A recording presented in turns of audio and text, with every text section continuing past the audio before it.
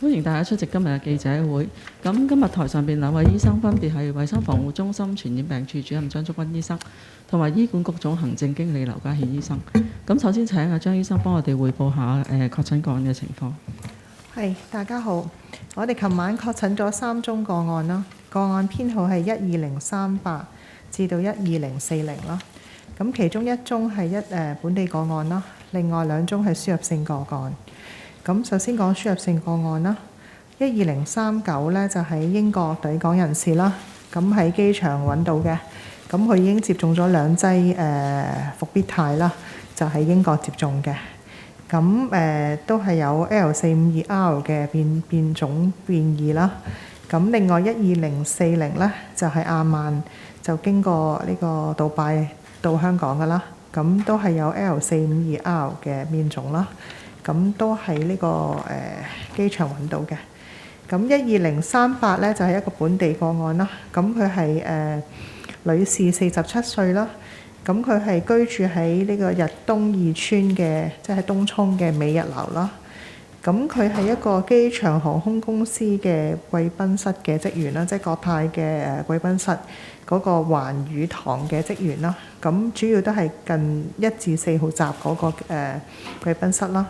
咁佢主要都係負責呢個樓面啦，即係送飯，即係派送食物啦。咁最後1日返工咧係8月14號嘅。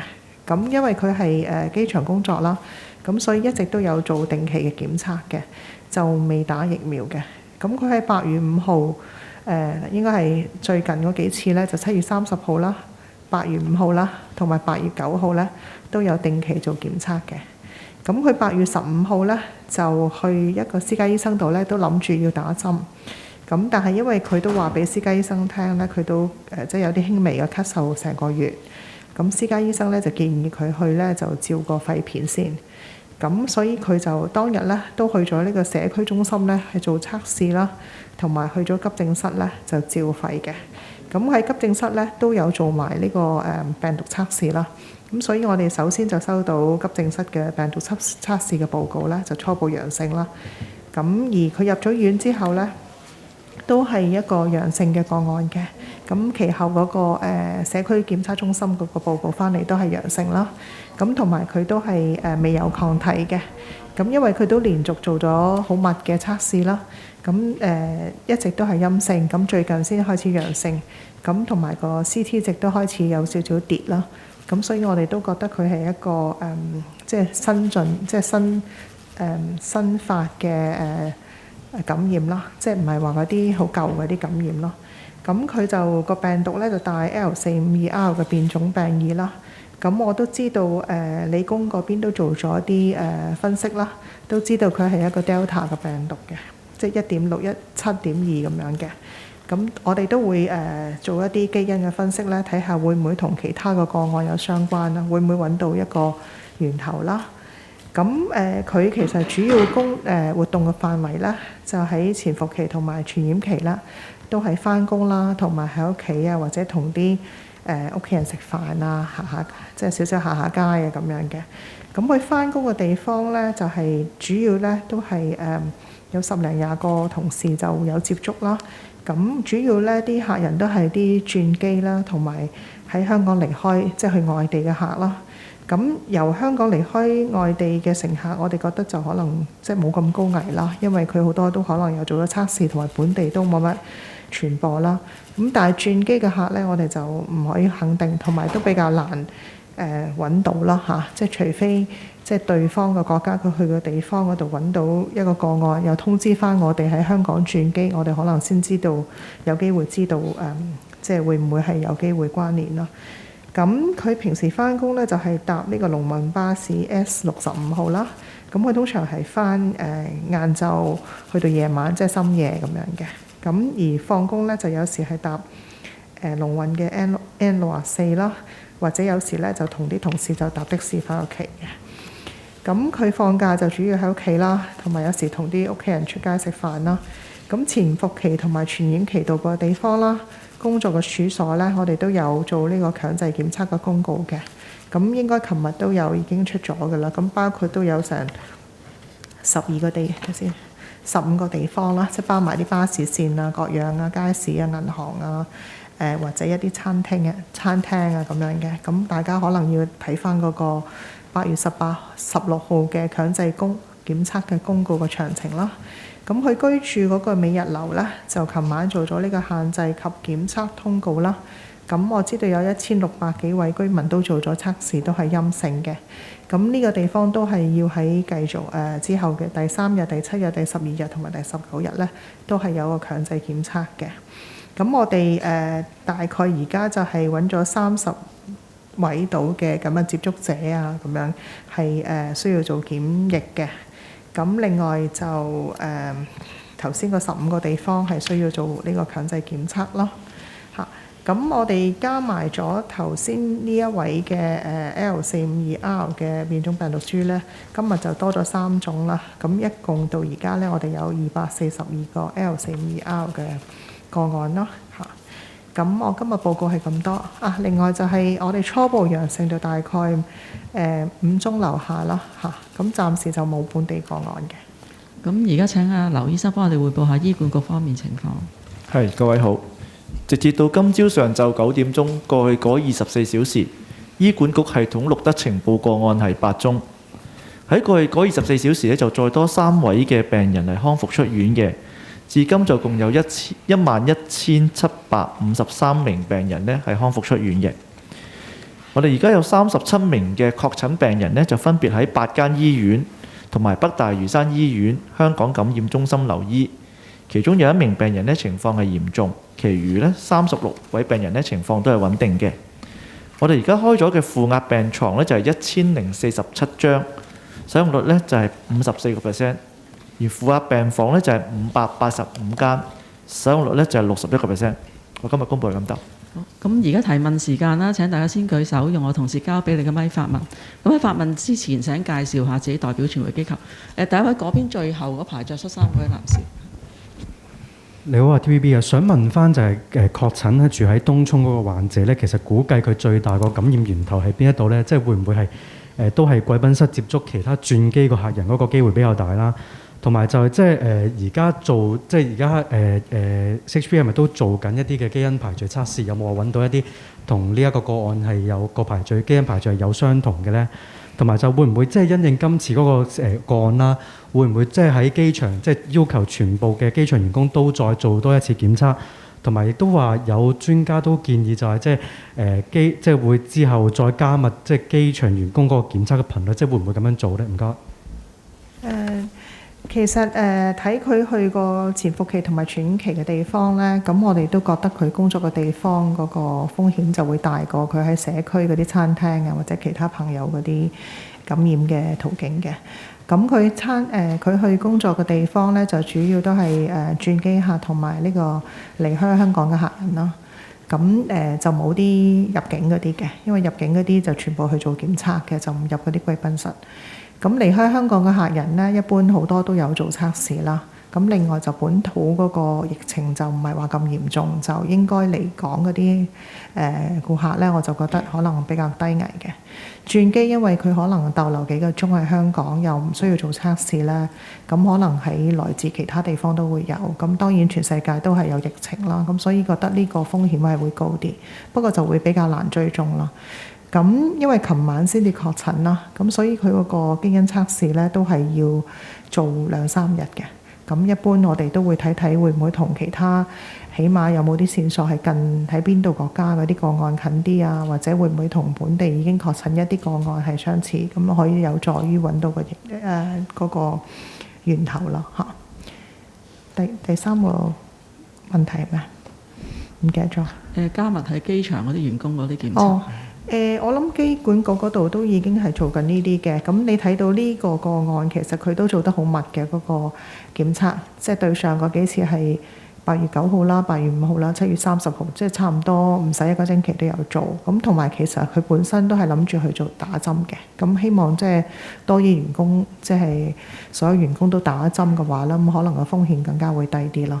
而佢去過嘅地方，包括機場嘅即係工作嘅地方啊，或者佢有一個經過嗰啲地方咧，我哋都有做一次，即係今次因為個案咧都會做強制檢測嘅，然後都係有一啲即係隔幾日要做一次咁樣嘅。下一位嗰邊第尾二嗰行閘馬尾嗰位女士。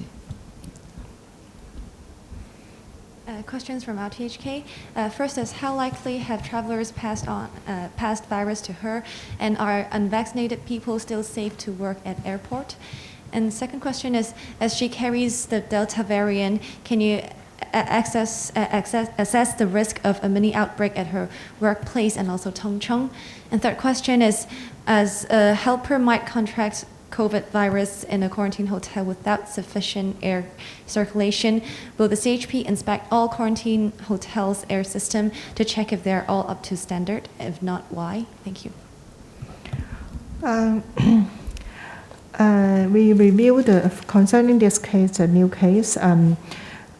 She mainly stayed at the workplace and also the community during the incubation period.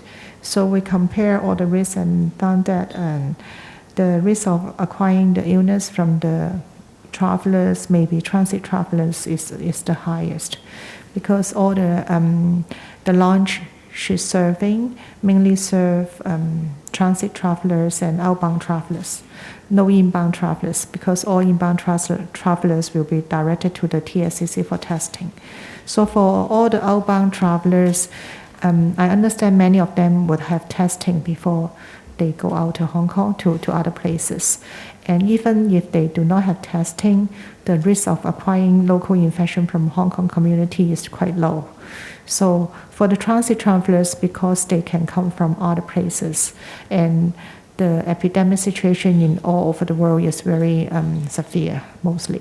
So I think the risks for the transit travelers to pass the illness to her is the highest. But it is very difficult to determine the actual source of infection. We are doing the genetic sequencing to check whether there is any linkage locally, and also to check whether, the genetic sequencing is more likely to be closer to what kind, virus from which country. But for the transit travelers, even if they diagnose in the overseas country, the overseas countries has to tell us that this traveler had transit in Hong Kong. Then we will know. Otherwise, usually they will tell the source country. For example, if you go from one place and transit to via Hong Kong and to another place, probably they will tell the source place instead of telling us. So I think there may be some difficulty to find the actual source. And for the Delta virus, we all know that recent studies say that the virus has higher transmissibility. So the risk of outbreak in both the workplace and also in the community cannot be ruled out. That's why we have quarantined all the workers who is working together in the recent days, and as well as all the close contacts at home as well as at friends. So to prevent the outbreak and also to check whether there's other infection in this close context. So I understand Professor Yun and our team and also other teams have visited the hotels, and the respective parties will follow up the recommendations. Yeah. 好，我哋答多一位英文問題。呢邊黑色衫。Thank you, Danny Lee, South China Morning Post. If there is, as confirmed, within hotel transmission event, as Dr. Professor Yun said this morning, how is longer hotel quarantine appropriate? Should the scientific committee rethink that after the decision, that recommendation was made yesterday? For the airport case, can you just give me a sense of how worried we should be given the staff member was dealing with transit and outbound passengers? And in terms of airline staff, can you just give me a confirmation of how many Cathay Pacific staff have to be quarantined? Because numbers floated about suggested maybe 100, but I'd just love to get a clarification on that. And on hotel and airline staff, instead of giving them the option of having to be tested, should we just make it mandatory, like with other countries where there are potential high-risk professions, just get them mandatory vaccinated instead? And can I just confirm as well that antibody testing will be withdrawn before it starts at the airport, and anyone who took a serology test in Hong Kong will not be able to use it when they come back to Hong Kong, and if anyone in a Group B country that is being upgraded to A will have to stay in quarantine longer under a retroactive measure. Thank you.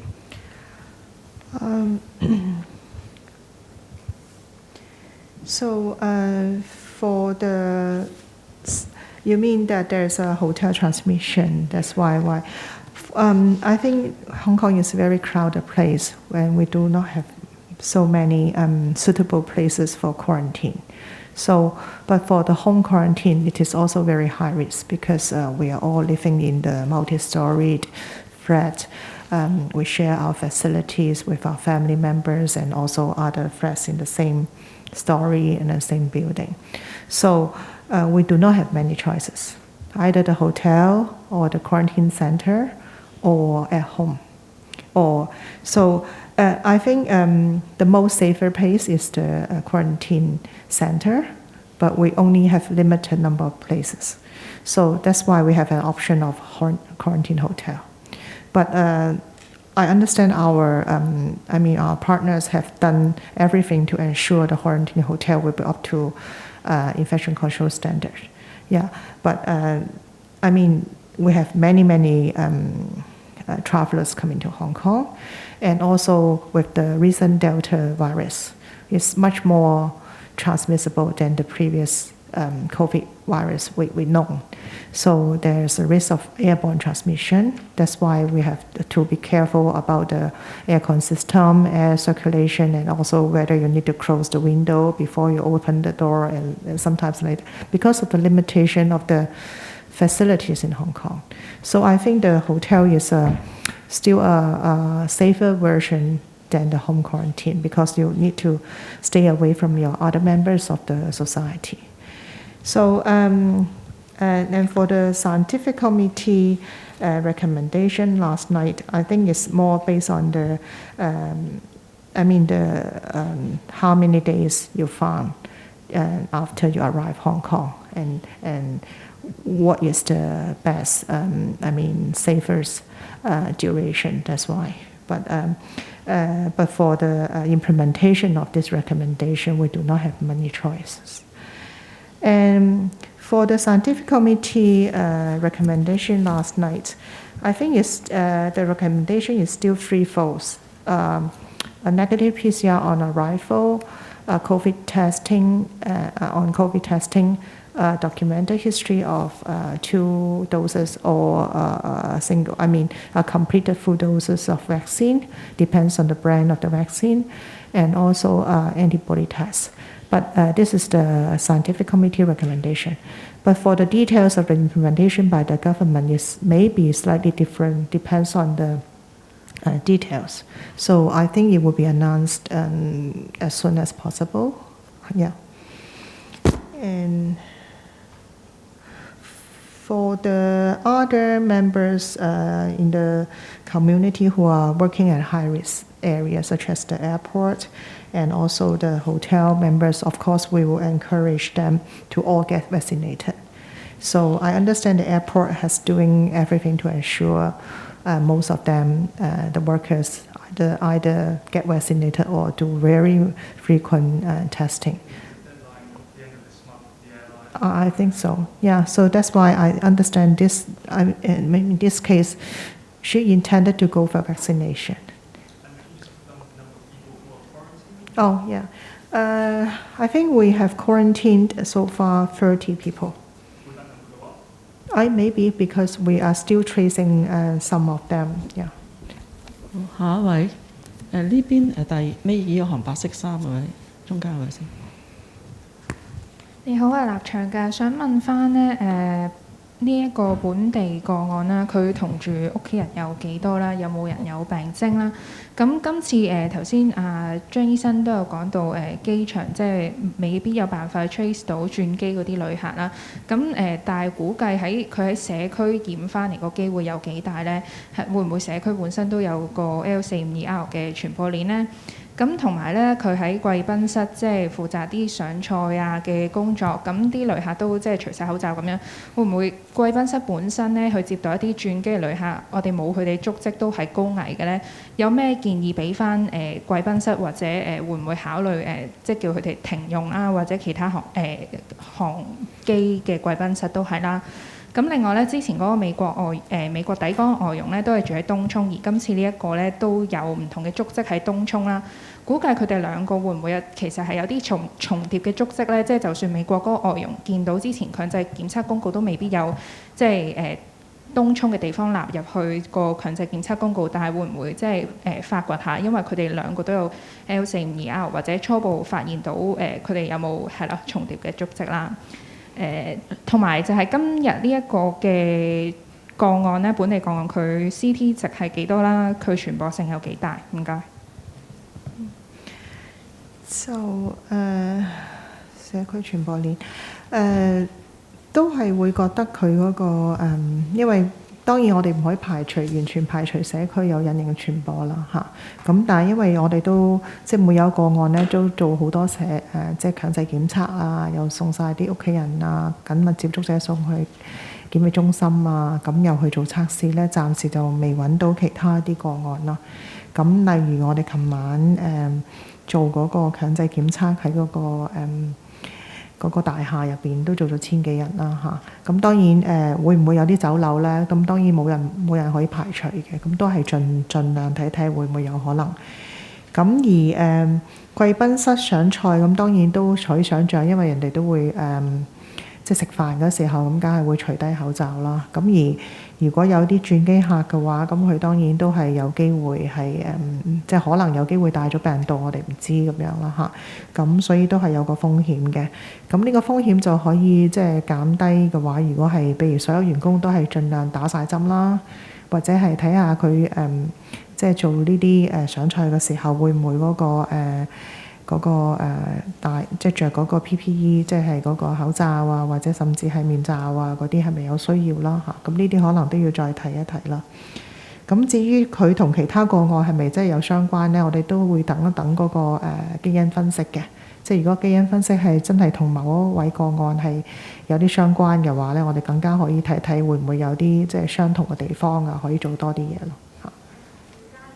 我同住家人就有3位嚇。咁另外仲有一位就係唔同住嘅家人，不過就同其中一位家人係有見過面咁啦嚇。咁嗰類嘅家人，我哋就會係即係俾個3日嘅檢疫啦嚇，就做一個測試，咁以防萬一。病毒量佢就一開頭就應該係32度嘅，入咗院之後好似27。好，下一位呢邊就背心嗰位。你好啊，明報嘅，想問下咧，新呢一個 case 會唔會列輸入相關啦？咁同埋頭先都有提過佢即係咳咗成個月啦，但係就預計佢都係一啲即係新近嘅感染，係咪？即係其實佢有其他嘅感染咧？咁佢嗰個係 A&E 嗰個肺片個檢查係點？有冇花咧咁樣？咁同埋即係初步有冇問到啊？即係佢會接待啲嚟自啲咩地方嘅人國家嘅即係旅客啦，同埋轉機客啦。咁同埋預計幾時會有基因比對結果啦？咁我哋就睇翻咧上2個禮拜食衞局出嗰份指引咧，其實機場員工喺8月9號起咧，其實只限健康理由唔適合接種者先可以即係做檢測嘅。我想問下呢一個係咪屬於呢個情況，定係其實佢唔係，即係佢可以接種疫苗但係未接種咧？其實係咪已經過咗個期限咧？有冇了解翻清楚呢個即係個案叫唔叫係違反嗰個即係規定咧？咁同埋就想問下即係如果而家 spot 到即係嗰個貴賓室嗰度都可能係一個引起輸入個案嘅一個即係缺口嘅話，其實會唔會有一啲方法去即係避免呢？即係可能頭先張醫生提到，會唔會有機會係要戴面罩或者 PPE 做得好啲？呢個會唔會可能去現場嗰度又去視察一下呢？咁另外咧都想問翻今朝關於酒店嗰個個案嘅，咁就想問下嗰個外傭嘅僱主係咪都喺同一間酒店同一個樓層嗰度檢疫呢？咁佢個僱主有幾多個？有冇初步確診呢？咁同埋幫呢一個外傭開門之後咧，採樣有冇幫同層其他人開門採樣啦？同層其他人有冇受感染風險？需唔需要即係 extend 個 quarantine 或者再檢測啦？咁同埋即係點解而家酒店檢疫係部分人做深喉唾液，部分人都係即係撩鼻撩喉嚨，係咪同之前個講法係有啲唔同？唔該晒。就呢一個暫時我哋都係本地個案嘅嚇，因為我講嗰啲轉機客啊或者各樣嗰啲都係假設性嘅，咁仲有機會係比如話真係一個本地個案啦，或者係有機會係同其他途徑嗰度感染到啦嚇。咁佢輕微咳嗽咗一段時間咧，就去做咗照肺片嘅。咁但係我知道喺急症室咧就見到咧佢其實係度到37點幾度係發燒嘅。咁所以都係可能係即係呢一兩日嘅感染啦。咁至於個肺片，可能一陣間等醫管局嘅同事再講一講啦。咁呢個基因分析咧都要2-3日嘅一般。佢已經加快嚟做咧，咁都係要2-3日嘅。咁至於你話個別人士佢係咪因為健康問題啊，定係其他原因係應唔應該打針？呢個可能都要等翻機管局嗰度再即係檢討啦嚇，或者再睇睇啦。咁點樣避免嗱？即係首先我哋而家未確定嗰個傳播係咪嗰度啦嚇。咁如果真係確定咗嘅話，有機會嘅話，咁可能都要研究下睇下有冇啲咩方式係可以避免啊，或者減低啦。咁當然我頭先講即係打針係第一樣係即係大家可以做到嘅嘢先啦。咁啊至於個僱主同埋屋企人咧，其實佢哋冇住呢間酒店啊，住咗第二間酒店。採樣咧，其實佢呢位。即係你講緊12032啊嘛，佢同埋對面嗰兩位咧，今朝可能即係講嘅方式咧，你哋以為佢係一個採樣，其實佢係攞深喉唾液嘅。不過因為佢開門咧，都係要登記佢身份證啊，即係要確定翻佢一啲嘢，即係要開門少少時間，然後先至可以攞咗個樣本走咁解。咁所以就睇睇有咩方法，例如係咪將個樣本擠喺個門口等人哋嚟收啊，即係嗰樣嘅方式，或者係用個巴曲啊嗰啲，就未必需要對身份證咯。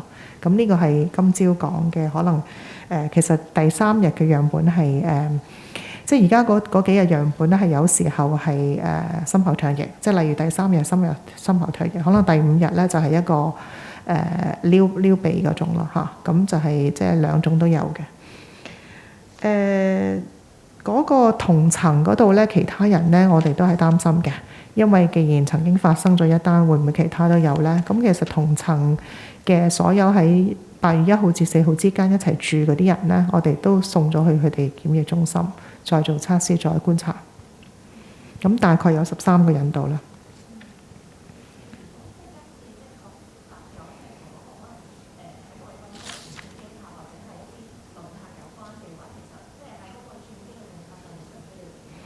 呢個可能都要再研究啦嚇，但係其實我哋而家未必好容易可以確立呢樣嘢嘅嚇。就嗰個病人8月15號晏晝去個急症室就幫佢照過個肺片嘅，當時就有一個大約1cm 嘅影喺嗰個肺片嗰度啦。咁但係我哋對比翻佢2018年嗰個肺片咧，就其實已經出現咗噶啦。咁所以應該係舊嘅嗰個影係，咁就當時就冇一啲新嘅影像，有啲新嘅肺嘅影見到，或者即係感染嘅情況見到啦嚇。好，下一位嗰邊最後嗰行出嘅話。你好，01。咁首先呢，就據了解就話47歲個女員工咧係國泰嘅外判員工嚟嘅，咁就想問翻佢哋公司係咪索迪斯，同埋想問下佢自己本身會唔會其他有做兼職呢？另外想睇下佢酒樓上面工作嘅情況，就係佢哋喺貴賓室度做啦，咁佢哋上菜嘅時候會唔會係都留喺個賓客喺度食嘢嘅空間嗰度呢，會唔會係因為咁而受到感染？另外亦都會唔會有可能係因為接觸到啲食具而受感染呢？另外想問下，頭先講到密切接觸者有30個啦，咁就想問下大概有啲咩人啦？除咗佢啲員工同家人之外，係咁多，唔該。我哋未詳細了解到佢嗰個即係返工係咪外判公司定係本身啦，因為我知道佢喺嗰個國泰貴賓室嗰度返工啦嚇。咁至於嗰個僱傭關係嗰度就未詳細了解啦。咁但係同佢一齊工作嘅人士呢，我哋即係有機會同佢一齊同一時間工作嘅人士，我哋都送咗去檢疫中心啦。咁呢度就係暫時就有12位嘅。咁另外其他啲人士呢，就係屋企人啦。或者有時係同佢一齊放工嘅一啲同事啦，即係有時一齊搭的士啊咁樣啦。咁有啲時候係有啲朋友係一齊食咗早餐啊，或者係佢曾經去睇先啊睇醫生啦嚇，睇個中醫啊，同埋個醫生嗰時，咁可能佢哋睇喉嚨嗰時淨係戴咗一個外科口罩，我哋穩陣啲，因為係個 Delta 啦，都送咗佢哋去檢疫中心啦。咁主要都係呢啲屋企人啊、朋友同埋家人咯，加埋啲一齊返工嘅人士。咁大概而家就30位度啦，但係我哋呢個係琴晚即係今朝嘅數字啦嚇。咁晏啲可能有機會再更新都未定嘅。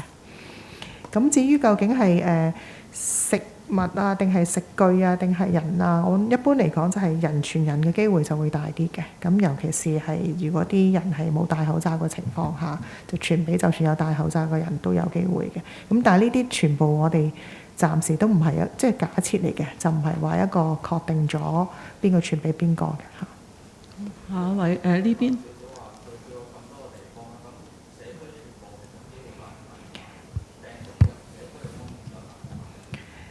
其實我哋當然唔可以排除啦，咁所以都有10幾個地方係需要做強制檢測啦。咁見佢個病毒量就係15號嗰日就32啦 CT， 就唔算話太低嘅，即係可能個病毒量都係啱啱發現啦嚇。咁我入咗院之後就低返啲，就27啦嚇。咁希望係我哋因為佢好密咁樣做檢測，係捉到一個比較早期嘅病人啦，即係病發嘅病人，咁所以希望就喺個社區個傳播嘅風險會減低啲啦嚇。咁但係當然我哋唔可以掉以輕心，所以就會做好多強制檢測，就希望如果萬一有呢啲傳播情況，可以早啲揾到啦。好，呢邊有位男士。好，你好，AM730嘅，想問翻貴賓室嗰度先。頭先有提到話，雖然未確立到係轉機客呢個原因啦，其實貴賓室有冇啲短期嘅措施係可以，即係短期改善措施可以做咗先呢？頭先話送飯，咁其實入邊就有冇分呢個嘅收碟專員或者係即係嗰個會唔會交叉感染嘅可能性呢？佢返工期間食飯係除咗去機場嗰啲餐廳，仲有冇話喺咩入邊休息室啊，或者係點樣呢？嗰啲同事係咪即係唔同間嘅同事都要去檢疫呢？第二就係頭先赤柱飛龍嗰度咧，就有啱啱都有人問到嗰個密切接觸有冇密切接觸即係確診，呢個好似未答啦。同埋呢兩單 case 都開始係連交通工具都要強檢，其實乘客嘅風險係咪真係咁大呢？最後就係啱啱提到話呢個47歲患者就有去睇中醫嘅，咁想知道有冇中醫個名啦？佢除咗個中醫本人之外，有幾多人因為淨係戴外科口罩而被要求去檢疫呢？唔該。先啦，你頭先講話邊個個緊密接觸者冇答到？check 12032哦，12032暫時就冇其他相關個案啦嚇。就因為佢都比較定期咁樣搭嗰個巴士，即係佢返親工咧都係差唔多時候搭個巴士，而放工又係啦。咁我哋覺得佢可能即係多次都係搭同一個巴士線啦。咁個比較固定嘅時間。咁所以我哋就因為 Delta 嗰個即係如果你睇外國嘅報告或者內地嘅報告，都係即係好短距離嘅即係好容易傳播，就算好短暫嘅相處。咁所以我哋都覺得，如果佢可以講到俾我哋聽。搭咩巴士啊，或者喺邊條線啊，有個陽膜嘅時間，我哋盡量都會睇下揾到呢啲人嘅做強制檢測咁樣咯。咁另外就係佢喺個餐廳，即係嗰個環宇餐廳嗰度，咁可能都會睇下有關嘅人士咧，就會睇睇嗰個情況啦嚇。咁真係詳細，你話有冇咩執碗專員啊嗰啲，我自己就唔係好清楚。中醫中醫嗰度咧，就係應該都有其他，即係一啲顧客咧就需要接受強制檢測嘅。咁但係嗰個中醫就應該係東涌嘅嗰啲叫咩？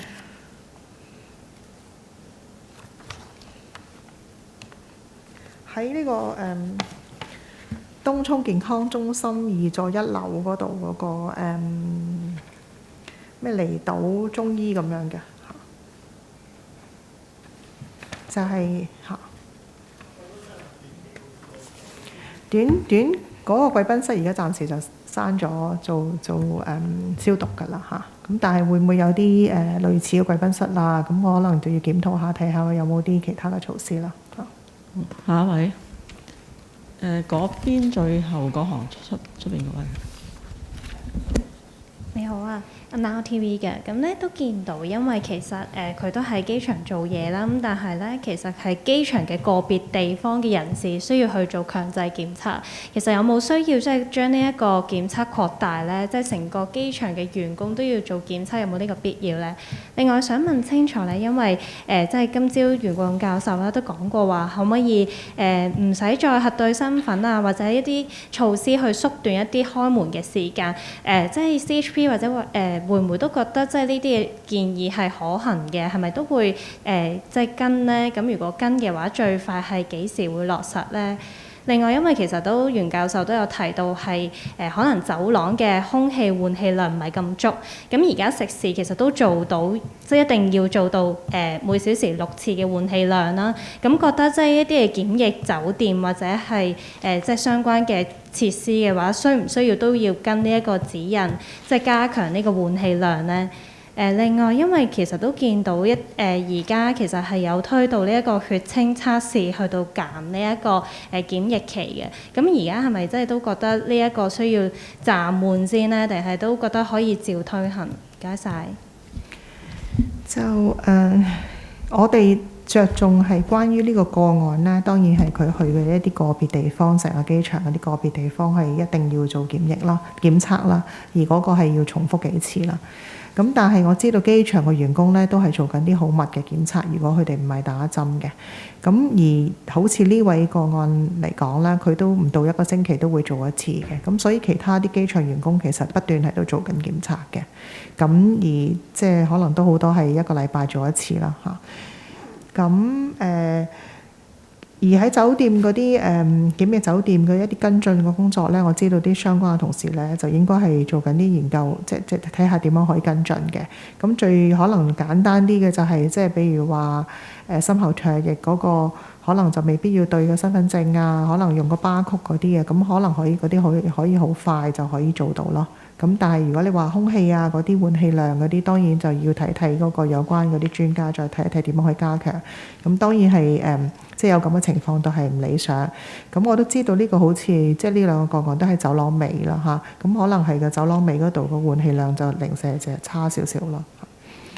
咁至於血清測試啊，係咪要做啊各樣嗰啲咧？我知道政府都喺度考慮緊啦。咁可能如果有即係進一步嘅消息，都會盡快個公佈。下一位，呢邊後邊嗰位女士。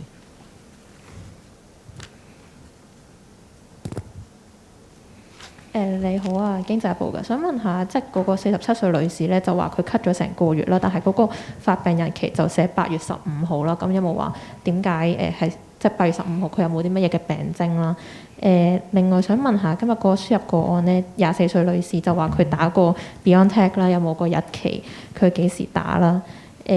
同埋想問下 HA 咧，即係個案9907號咧，佢應該係1月22號確診嘅，但係佢而家一直都仲嚴重緊啦，可唔可以問下佢個情況係點樣樣啦？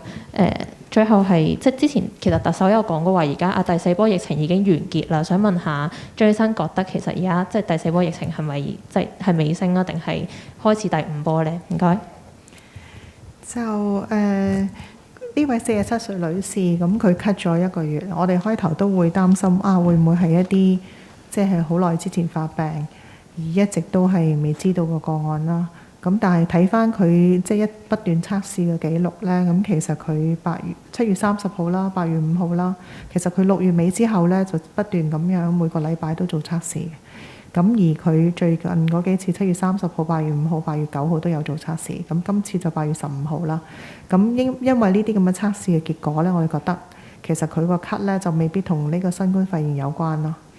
咁佢喺15號嗰日去睇醫生嗰時候，其實佢去咗急症室之後咧，就發現佢其實佢發燒緊嘅。咁佢可能係輕微嘅發燒，佢自己唔覺咯。咁所以佢其實係冇乜病徵，不過俾人發現佢發燒。咁所以咧個發燒咧就應該係同佢嗰個即係可能同嗰個新冠肺炎都有啲關係。咁我哋所以就用咗15號係一個發病嘅日期啦。咁佢入咗院之後，嗰個 CT 值咧都略咧就低翻啲。咁就同即係俾我哋嘅即係提示就係，即係其實佢可能有一個新感染嘅病人啦。咁所以嗰個 CT 值一開頭就比較高啲，而家就低翻啲。咁當然就要觀察多幾日啦。咁另外一個可以睇到嘅咧，就係佢其實入院嗰時嘅抗體係陰性嘅，即係冇抗體嘅。咁即係佢唔係一個被咳咗1個月，發病咗1個月先至發現嘅個案啦。因為佢個抗體都係陰性，如果係嘅話，都應該係傳咗陽。咁所以綜觀呢幾樣嘢咧，我哋都覺得呢個可能8月15號發病咧，都係一個比較即係符合嘅情況咯。第4波咧，因為我哋都其實都隔咗好耐，都冇乜個案。咁如果真係新嗰啲個案咧，都每一次都可能係同某一啲入境個案啊，或者係一啲即係所謂走漏個案相關啊咁樣。咁真係第4波嗰個病毒咧，即係由基因分析嚟講咧，就冇咗㗎啦。咁而家反而睇緊嗰啲就係好多時有一啲零星嘅由 Delta 啊，或者係有啲其他變異病毒株引起嘅一啲傳播啦。咁我哋當然係擔心會唔會，如果即係呢啲傳播，咁好似外地啊、內地啊或者其他地方咁樣，即係可能走漏1-2個就會引起一個第5波，而個第5波就可能比較難控制咯嚇。咁所以我都覺得第4波係完咗嘅。劉醫生，我暫時冇乜好多資料關於9907嗰個個案，淨係知道佢應該係一個82歲嘅男士啦嚇。咁而家喺廣華醫院就情況都係嚴重。最後嗰位嗰邊係咩個白色衫？兩位你好，有線新聞想問下呢，頭先機場員工嗰個案去睇嘅中醫，想 clarify 翻係咪仁愛堂香港大學中醫診所暨教研中心離島區呢一間啊？係啊。係，跟住呢，第二呢，就係想問翻，即係貴賓室嗰度都多啲轉機嘅人喺度啦。咁最近呢，即係有冇聯絡一下其他國家，了解一下最近有冇旅客到埗外地之後確診揾翻源頭？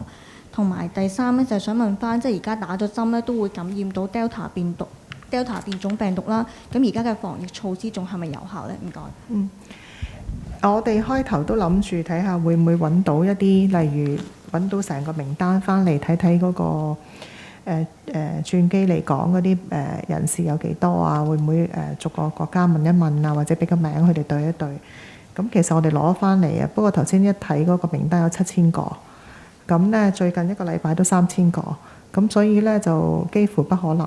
咁但係當然都睇睇可唔可以分到係轉機客定係嚟港客咯。咁因為轉機客高危啲，咁我哋而家嘅情況都係唯有等外國睇下會唔會有啲確診個案話俾我哋聽啦嚇。咁間唔中佢哋都會嘅，咁但係即係好似我頭先講啦，佢哋會唔會留意到其實佢喺香港轉機呢？佢可能淨係去咗即係由邊個地方由 A 飛到去經過 B 飛到去 C， 佢可能話翻俾 A 國家聽，但未必話俾我哋聽咯。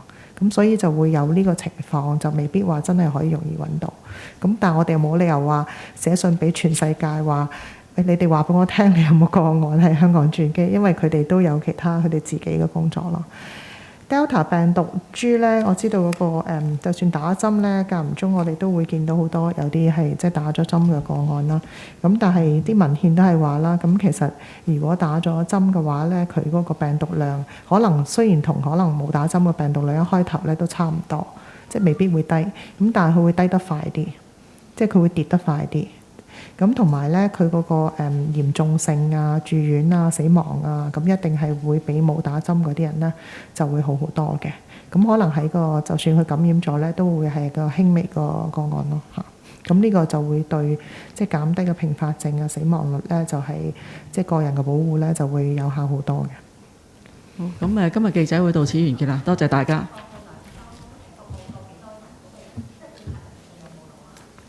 佢因為而家過去一個禮拜，我頭先睇個數咧就係3000個人就去過嗰個貴賓室嘅嚇，一個禮拜嚇去過，所以我就冇辦法話追逐個咁樣追咯嚇。另外你頭先講係咪邊個講話嗰個打針嘅日子係嘛？第二針係7月8號，第一針係6月11號嚇。我哋知道，因為我哋問晒佢21日嘅工作嘅情況啊嘛，咁就冇知道佢有其他嘅工作咯。